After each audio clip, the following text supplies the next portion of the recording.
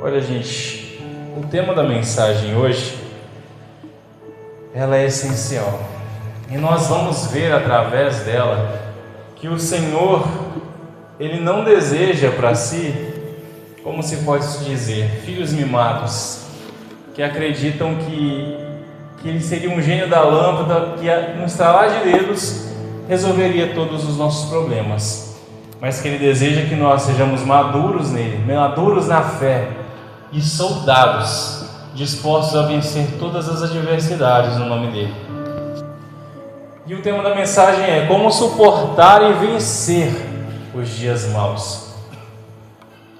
Pois os dias maus, eles vêm para todos. Jesus nunca escondeu isso de nenhum de nós, mas nos alertou que para que estivéssemos preparados. Não existe esse evangelho que com Jesus não vai haver problemas mais na sua vida. Tudo isso é mentira.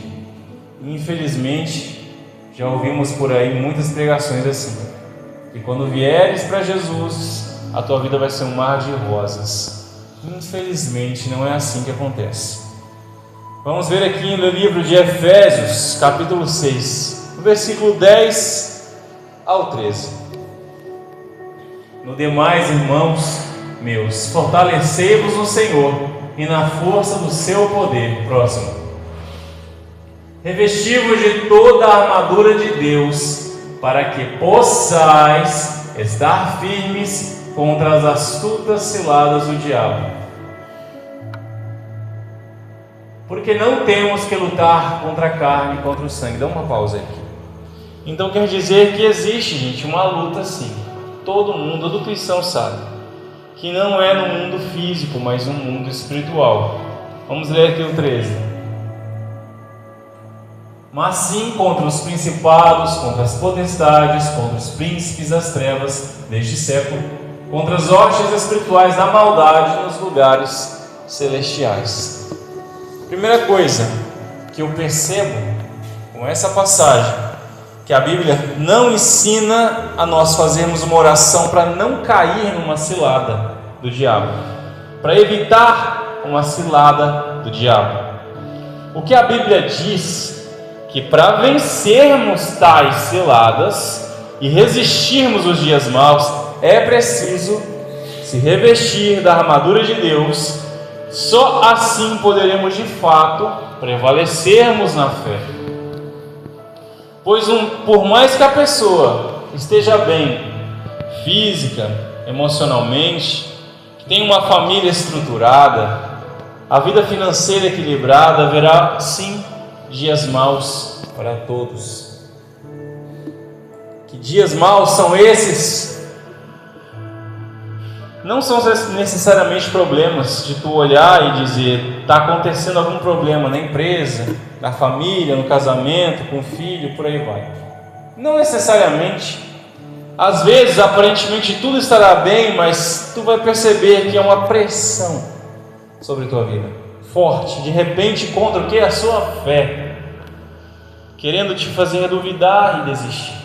Isso acontece na vida de todo o cristão.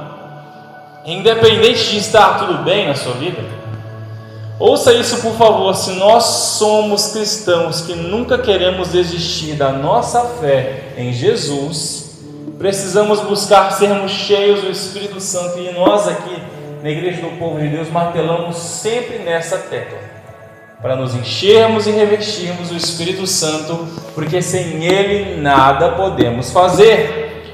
Pois, como eu já havia dito, não existe oração para impedir o dia mau. Pois a única forma que a palavra nos ensina para passarmos ilesos de toda e qualquer tempestade que o inimigo venha se levantar contra a nossa vida nessa terra é se enchendo com o Espírito Santo. Pois dele, gente, vem a nossa fé, a nossa força, a nossa estrutura, o dom de Deus de liberar perdão, porque liberar perdão não vem de nós, é dom de Deus, e amar aqueles que nos perseguem e nos maldizem. Eu ia, inclusive, agora passar o vídeo de uma menina lá num país chamado Bangladesh, lá divisa com a Índia, em que é um país estritamente muçulmano. Quando as pessoas ficaram sabendo que ela se converteu a Deus, virou cristã, o dia mau rapidamente chegou para ela. Os vizinhos colocaram fogo na casa dela e viram ela desesperada, sem querer ajudá-la. Somente uma pessoa ali se compadeceu para tentar ajudar ela e a família dela. E as pessoas diziam para seus filhos: não se aproximem deles, pois eles são cristãos. Vamos pedir a Allah proteção contra essas pessoas, como se ela fosse uma leprosa ou algo assim, que representasse algum risco. E aquela menina dizendo que aprendeu num livro que deve se amar, para ser seguidora de Cristo, deve se amar aos seus inimigos, perdoando-os, desejando a salvação. E aquela menina ali orando, dizendo que perdoou aquelas pessoas que perseguem ela. E essa menina não deve ter mais que 12 anos de idade, mostrando ali o quão são perseguidos os cristãos em alguns lugares do mundo. O dia mau chegou para ela. E, gente, eu garanto a vocês que se essa menina tão jovem não tivesse sido cheia do Espírito Santo, ela ali renunciaria à sua fé. Ela não teria estrutura para aguentar tal perseguição. Perseguição essa que nós aqui no Brasil não enfrentamos, mas muitos cristãos têm caído com perseguições infinitamente menores. E o Espírito Santo, ainda que a pessoa perca tudo nessa terra, gente, como essa menina perdeu, não se irá abalar, não terá a fé dela abalada. Mas o cristão que vive os dias sem se encher do Espírito Santo, por mais que a intenção dela ou dele seja nunca deixar a Jesus, seja sincera, seja genuína, ele não irá resistir. Sem o Espírito Santo, no dia mau, a pessoa não tem como resistir pela própria força. E vemos isso aos montes de cristãos que estavam talvez numa igreja, mas no dia mau se escandalizaram e saíram da igreja, desistiram da caminhada com Deus. Aí a pessoa até pensa: eu nunca abri a minha boca para renunciar a Jesus. Não com os lábios, mas sim com as ações. E que Deus, gente, Ele leva em consideração os nossos frutos. O que são os frutos? As nossas ações, e não, muitas das vezes, o que dizemos com os nossos lábios, pois Ele vê a intenção do coração do homem. E é como um filho que diz que ama o pai e a mãe, mas vive os desprezando, os maltratando, os desobedecendo. Ainda que com a boca esse filho pode dizer que ama o pai ou a mãe, mas com as suas ações dizem que não.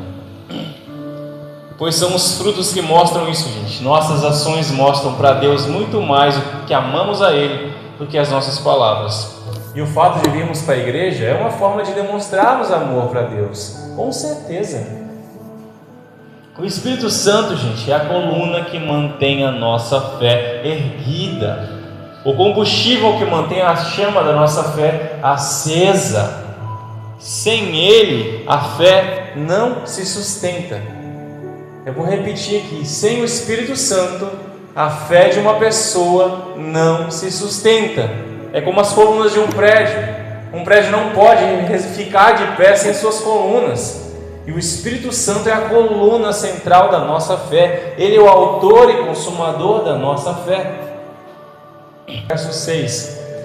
E lá está escrito assim: buscai ao Senhor enquanto se pode achar. Vou repetir: buscai ao Senhor enquanto se pode achar. Pois haverá um tempo, gente, que as pessoas buscarão e o não encontrarão. Quando isso? Após o arrebatamento, o Espírito Santo voltará aos céus, junto com os santos que forem arrebatados. E os cristãos que se encontrarem, talvez no erro, talvez longe de Deus, vão ficar aqui, não vão subir. E essas pessoas vão perceber o que aconteceu, vão ficar desesperadas, vão buscar a Deus ali arrependidas. vão sim ter seus pecados perdoados, pois a misericórdia de Deus essa continue, mas não vão encontrar o Espírito Santo, pois a presença dele voltará para os céus. Contarão apenas com a sua fé, sem o alicerce e o combustível para mantê-la acesa, que é o Espírito Santo. Por isso imagino que os que ficarem aqui na terra, pouquíssimos serão os que conseguirão ser salvos depois do arrebatamento, pois dependerão deles mesmos para isso, de abrir mão da sua própria vida, se preciso for, para isso, pois haverá uma perseguição implacável contra os cristãos, que a Bíblia chama de grande tribulação. Direitos humanos para cristãos não haverá nenhum. Mas por que estou dizendo isso aqui, gente? Para lembrarmos e refletirmos o quanto somos hoje privilegiados de termos livre acesso ao Espírito Santo, pois a Ele devemos valorizá-lo e nos enchermos dele todos os dias enquanto podemos achá-lo. Dei o exemplo aqui das pessoas que ficarão aqui depois do arrebatamento, pois elas serão perseguidas como essa menina foi. Perseguidas, serão presas, serão chicoteadas, serão cuspidas, desprezadas pela sociedade. Muitas mortas, muitas serão mortas e dependerão somente da fé delas em Deus, mas não terá o Espírito Consolador para consolá-las, para dar-lhes forças, para dar sustento que nós temos hoje. Imagina só que desesperadora essa situação. Estou frisando isso aqui para nós valorizarmos que Deus está conosco hoje, pois não sabemos o amanhã. A Bíblia nos avisa para que nós não venhamos ser pegos desprevenidos, para que nós venhamos andar preparados como se Jesus fosse voltar a qualquer segundo, como se hoje fosse nossos últimos dias nessa terra. Aí muitos dizem assim: mas desde que eu nasci eu estou ouvindo que Deus vai voltar. Gente, o ser humano vive muito pouco nessa terra. Por mais que viva aí mais de 100 anos, que para nós é muito, para Deus não é nada. Ele é o dono do tempo, é o dono da eternidade. E tudo que está escrito na Bíblia sobre os sinais da sua vida estão acontecendo numa velocidade alarmante. Então não despreze os sinais que estão inclusive na natureza, que estão nos avisando que o Rei está às portas e que o Espírito Santo permanecerá pouquíssimo tempo aqui nesta terra. Pois quando a igreja subir, esquece, o Espírito Santo subirá também junto com a igreja. Então o momento, gente, o momento é agora, enquanto a igreja está aqui, que é a igreja é todos aqueles que amam a Jesus e o buscam de coração. Essas são a santa igreja do Senhor. Em Mateus 26, 35, por favor. Disse-lhe Pedro: ainda que me seja necessário morrer contigo, de nenhum modo te negarei. E todos os discípulos disseram o mesmo. Eu vou repetir isso aqui para vocês entenderem. Disse-lhe Pedro: ainda que me seja necessário morrer contigo, de nenhum modo negarei. E todos os discípulos disseram o mesmo.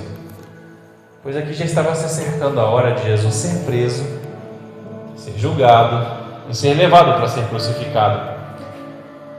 Em pouco tempo Jesus já estava a ponto de ser levado aqui.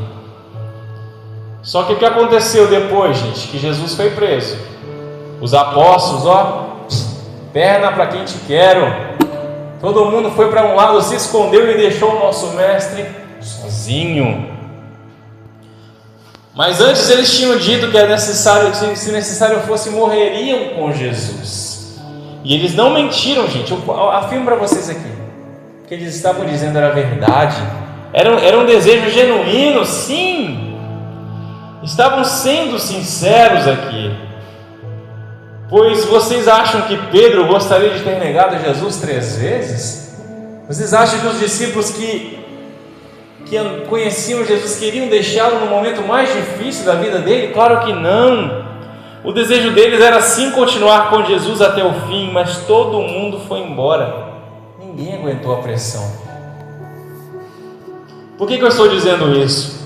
Para vocês entenderem que o dia mau chegou na vida dos discípulos ali. O dia mau chegou para eles. Não bastava a boa intenção, não bastou a boa intenção deles. Não bastou um desejo sincero. Não bastou um querer, não bastou uma palavra firme. Não. Era preciso algo mais. Era preciso o revestimento do Espírito Santo, que nessa época ainda não tinha descido sobre a terra. Mas no dia de Pentecostes, sabe o que aconteceu? Que foi o dia que eles foram cheios do Espírito Santo. Eles não temiam mais a morte, pregavam, eram presos, enchicoteados e se alegravam por sangrar pelo amor de Jesus. Quando muitos deles ali eram mortos, se alegravam, pois estavam morrendo por Jesus, e logo iriam do outro lado se encontrar com Ele, receber das mãos dele as suas recompensas. Tais coisas para esse mundo é loucura, é loucura. As coisas de Deus para esse mundo é loucura, mas somente aqueles que têm o Espírito Santo, que se revestiu dele, é capaz de passar por isso sorrindo na cara da morte. Só com Ele isso é possível. Quando chega o dia mau na vida do cristão, por mais que ele diga, não negarei a Jesus, pois eu o amo, se a pessoa não estiver revestida do Espírito Santo, ela vai negar, eu garanto. Ela vai. Tal como Pedro fez, pois não somos melhores que Pedro. Todos os discípulos assim o fizeram. Eles andaram, gente, com Jesus. Eles viram coisas que nenhum de nós vimos. Imagina só, presenciar cara a cara Jesus e todos os milagres que Ele fez. Eles presenciaram tudo aquilo e mesmo assim, a pressão que eles passaram foi o que? Espiritual. Pois momentos antes dos discípulos fazerem essas promessas para Jesus, Jesus virou para Pedro e disse: Pedro, vem cá. Você sabia que Satanás pediu para peneirar você como trigo? Satanás pediu para Deus permissão para vir peneirar vocês como trigo e vir quente para cima de vocês. Jesus disse isso para eles. Mas eu orei ao Pai para que a fé de vocês não desfaleça. Ou seja, ele não disse aqui que eu orei para Deus para não permitir que Ele venha sacudir vocês, não. Ele pediu só para que a fé deles não desfalecesse. E em seguida, logo em seguida, o diabo foi com tudo para cima deles e eles correram. Mas nenhum deles se perdeu, nenhum.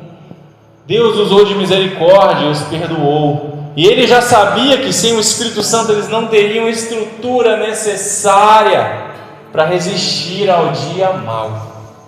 Mas depois de cheios do Espírito Santo, nunca mais temeram a nada. A exemplo da passagem de Atos, capítulo 4, versos 19 ao 20. Respondendo, porém, Pedro e João lhes disseram: julgai vós se é justo diante de Deus ouvir-vos antes a vós do que a Deus, porque não podemos deixar de falar do que temos visto e ouvido. Aqui, os homens responsáveis por matar a Jesus o prenderam na sinagoga e queriam coagir a eles a não falar de Jesus, a não espalhar o Evangelho, ameaçando ali prendê-los, chicoteando-os e até mesmo ameaçando-os matar, como fizeram com o nosso mestre. Mas eles aqui já estavam cheios do Espírito Santo, eles já não temiam a morte. Eles sabiam que o propósito de vida deles era espalhar o Evangelho para o máximo de pessoas possível. E foi tão bem feita a missão deles que estamos aqui até hoje, mais de 2000 anos depois, falando deles. Se o Evangelho de Cristo chegou até nós, foi graças ao sacrifício desses homens, que cheios do Espírito Santo já não temiam a mais nada. Gente, Jesus merece um aplauso. Jesus merece um aplauso.